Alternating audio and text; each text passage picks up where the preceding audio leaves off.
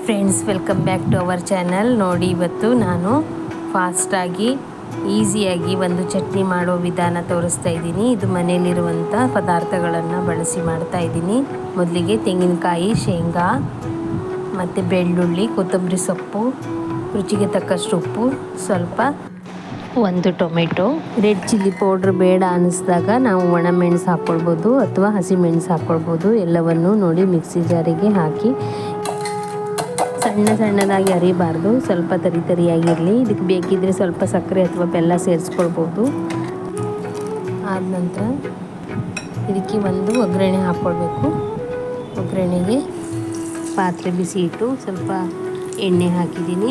ಎಣ್ಣೆ ಕಾಯ್ದ ನಂತರ ಸಾಸಿವೆ ಹಾಕ್ಕೊಳ್ಬೇಕು. ಸಾಸಿವೆ ಸಿಡಿದ ಮೇಲೆ ಸ್ವಲ್ಪ ಜೀರಿಗೆ ಹಾಕ್ಕೊಳ್ತಾ ಇದ್ದೀನಿ. ಆಮೇಲೆ ನೋಡಿ ಸ್ವಲ್ಪ ಉದ್ದಿನ ಬೇಳೆ ಕೂಡ ಹಾಕ್ಕೊಳ್ಬೇಕು.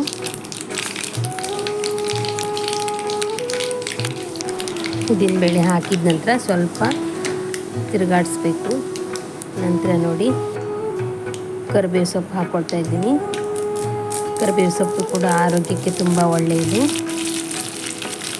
ಸ್ವಲ್ಪ ಬಾಡಿಸ್ಕೊಳ್ಬೇಕು. ನಂತರ ಇದು ಒಗ್ಗರಣೆ ತಣ್ಣಗಾಗಬೇಕು. ಬಿಸಿಗೆ ಚಟ್ನಿಗೆ ಹಾಕಬಾರ್ದು. ಒಗ್ಗರಣೆ ತಣ್ಣಗಾದ ನಂತರ ರುಬ್ಬಿಟ್ಟಿರುವಂಥ ಚಟ್ನಿಗೆ ನಾವು ಒಗ್ಗರಣೆಯನ್ನು ಹಾಕ್ಕೊಳ್ತಾ ಇದ್ದೀವಿ. ನಂತರ ಎಲ್ಲವನ್ನು ಚೆನ್ನಾಗಿ ಮಿಕ್ಸ್ ಮಾಡಿಕೊಳ್ಬೇಕು.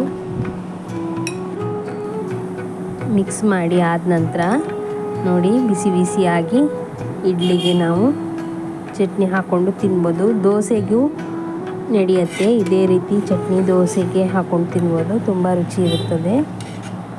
ಈ ವಿಡಿಯೋ ನಿಮಗೆ ಇಷ್ಟ ಆದರೆ ಲೈಕ್ ಮತ್ತು ಸಬ್ಸ್ಕ್ರೈಬ್ ಮಾಡಿ.